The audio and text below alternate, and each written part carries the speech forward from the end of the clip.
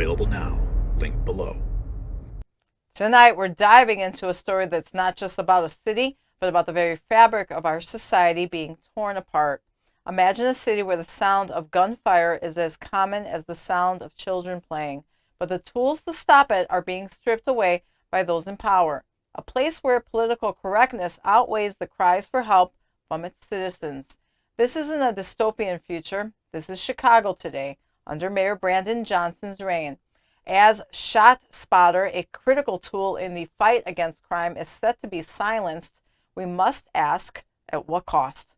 Stay with us for a report that uncovers the dangerous gamble with public safety and why this decision could spell disaster, not just for Chicago, but for cities across America. You won't want to miss our final thought on this critical issue. Folks, before we dive deeper into our investigation, let's take a moment to talk about being prepared. Just as Chicago streets are becoming colder without ShotSpotter, our homes are facing the chill of rising utility bills. It's like the city's decision to turn its back on a proven tool, leaving its residents in the cold. That's why I've turned to a solution that keeps me warm without breaking the bank.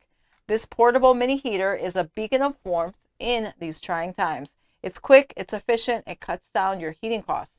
Don't let yourself be left out in the cold by high utility bills. Join me and get your mini heater at 55% off. Visit getwarmnow.com. That's getwarmnow.com and stay warm with us. Remember, it's about staying prepared and making smart choices in your home and in your city. In the heart of America, Chicago stands as a city at a crossroads, its streets echoing with the sounds of a community in turmoil. At the center of this storm is Mayor Brandon Johnson, whose recent decision to end the city's contract with ShotSpotter has ignited a firestorm of controversy. This move, heralded by Johnson as a step towards a more equitable Chicago, has instead opened a Pandora's box of criticism and fear among those he serves. ShotSpotter, a sophisticated gunshot detection system, has been a technological guardian for the Windy City. It sensors a beacon in the night, aiming to guide police officers to the scenes of shootings with a speed that human witnesses can rarely match. Yet, in a sweeping gesture, Johnson has labeled this technology as a tool of discrimination, accusing it of disproportionately targeting minority communities. This accusation flies in the face of the system's objective, data-driven approach, which seeks only to detect the sound of gunfire, not the color of the skin of those in its vicinity. Take a look. On Tuesday, Mayor Brandon Johnson said he would give the technology company a 6-month extension, but end the deal after the Democratic National Convention. Now, late today, multiple sources tell NBC5 ShotSpotter has rejected the city's offer with that extension. So where does it all stand? Let's go to our political reporter, Marianne Ahern. She's joining us now with the very latest. Marianne? Allison and Stefan, busy afternoon. City Hall has not responded to our repeated calls today. However, several aldermen have spoken with those tied to Sound Thinking, the company that now owns ShotSpotter. Those aldermen are concerned the company will turn off the technology Friday since there's no deal in place. ShotSpotter alerts police departments to gunshots fired through acoustic sensors. That company took a stock hit Tuesday after Mayor Brandon Johnson announced he would fulfill a campaign promise and give the company a 6-month extension, but then not renew their deal.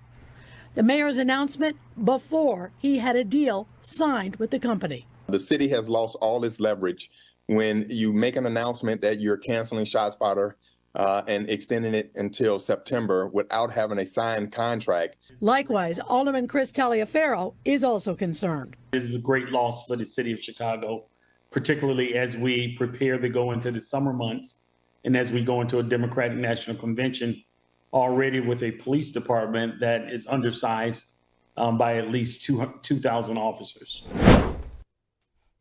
As the video shows, the outrage at Mayor Johnson's decision spans a wide spectrum of Chicago's populace. Community leaders, law enforcement officials, and everyday citizens have voiced their concern, fearing that without ShotSpotter, the city's already fragile peace may shatter completely. The clip captures a sentiment that is hard to ignore. The decision to cancel this crime-stopping service is seen not as a progressive move, but as a capitulation to a far-left agenda that prioritizes ideological purity over the safety and well-being of Chicago's residents. The implications of Johnson's decision extend far beyond the immediate outcry. In a city where the echoes of gunfire are all too common, ShotSpotter has been a crucial tool in the police's arsenal, enabling a faster response to shooting incidents and potentially saving lives. By discarding this technology, Johnson is not merely altering a policy, he is gambling with the lives of the very people he was elected to protect. Critics of the mayor's decision point to the stark numbers. Since its implementation, ShotSpotter has played a significant role in numerous investigations, leading to arrests and even preventing further violence. Its removal from the toolkit of the Chicago Police Department will undoubtedly create a void, a gap in the city's defenses against the scourge of gun violence that plagues its streets. The debate over ShotSpotter's efficacy and ethical implications is valid and necessary. However, the manner in which Johnson has chosen to address these concerns raises questions about his leadership and priorities. In a city desperate for solutions to its crime problem, the unilateral decision to scrap a key piece of public safety infrastructure without a clear and immediate alternative betrays a concerning disregard for the complexities of urban governance and the realities of life in America's most dangerous neighborhoods. Johnson's critics argue that this move is emblematic of a broader trend in Democratic-run cities, where the rush to appease certain political factions often leads to decisions that are detached from the on-the-ground realities faced by law enforcement and the communities they serve. The narrative of technology as an inherently biased tool against minorities is a simplistic one that fails to acknowledge the nuance and necessity of using every available resource to combat crime. Moreover, the decision to terminate the ShotSpotter contract seems to ignore the voices of those within the affected communities who have seen the benefits of the system firsthand. For every argument against the technology, there are countless stories of shootings detected, suspects apprehended, and lives potentially saved. These stories, however, seem to have been drowned out by a political agenda that views any form of policing, no matter how neutral or necessary, with suspicion and disdain. As Chicago prepares to enter a post-ShotSpotter era, the question looms large. What will replace it? How will the city adapt to its crime-fighting strategies to compensate for the loss of this tool? And perhaps most importantly, how will the residents of Chicago's most vulnerable neighborhoods feel about their safety being compromised for the sake of political expediency? The answer to these questions are not yet clear, but what is evident is the growing divide between the city's leadership and its citizens. In a time when trust in public institutions is already at an all-time low, decisions like Johnson's only serve to widen the gap, creating a chasm that will be difficult to bridge. As we look to the future, one thing is certain: the battle for Chicago's soul is far from over. The city's struggle against crime is a complex, multifaceted challenge that requires more than just political will. It demands a nuanced understanding of the issues at hand and a willingness to engage with all stakeholders in search of a real solution.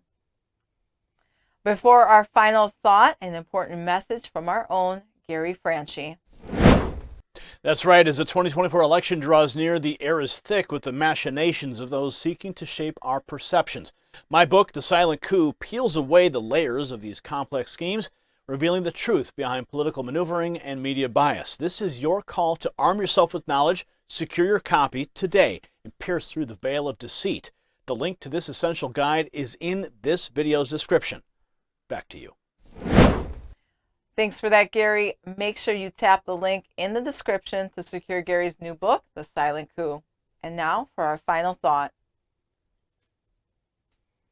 Chicago's decision to end its ShotSpotter contract is not just a local issue, it's a national alarm bell. Mayor Brandon Johnson's choice reflects a disturbing trend where political agendas overshadow the pressing need for safety and security in our communities. This isn't merely about technology, it's about the fundamental responsibility of leaders to protect their citizens. As Chicago stands at this precarious juncture, it becomes a litmus test for cities across America. Will we choose ideology over evidence, politics over protection? The cost of such decisions is measured in human lives, in the safety of our streets, and in the trust we place in those elected to serve us. As citizens, we must demand accountability and solutions that bridge divides, not deepen them. Our republic deserves no less. Thank you for watching. If you got value from this report, tap subscribe and tell a friend. Congratulations, you made it to the end of the video.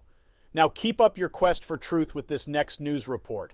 And if you found our channel enlightening, join the millions who agree with you. Tap subscribe. Thank you for watching the Next News Network.